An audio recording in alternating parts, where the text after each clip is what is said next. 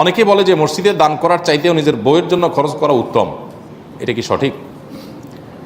এই মর্মে একটা হাদিস আছে, ওই হাদিস থেকে সম্ভবত এই ধারণা তৈরি হয়েছে যে তোমার স্ত্রীর জন্য যদি তুমি খাবার কিনো তাহলে সেটা একটা দিরহাম দিয়ে ওই খাবার কেনাটা একটা মসজিদ নির্মাণ বা একটা ভালো কাজ তার চাইতে উত্তম।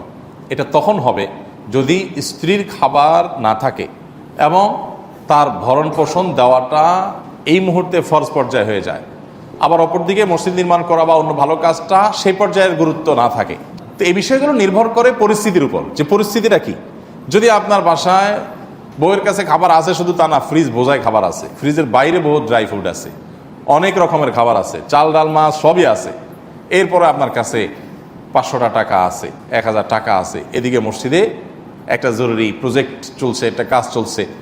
এখন এই টাইমে যদি আপনি হাদিস বানান যে ঠিক আছে বউয়ের তো অনেক পদের আইসক্রিম আছে বাট ওই আইসক্রিমটা নাই, তাহলে আমি এই মুহূর্তে বউয়ের জন্য আইসক্রিম কেনাটা মসজিদে টাকা দেওয়ার চাইতে বেশি সওয়াব হবে, বলেন সুবহানাল্লাহ বলে আইসক্রিম কিনে বাড়ি চলে গেলেন, তাহলে সেটা কি হবে না? সঠিক হবে।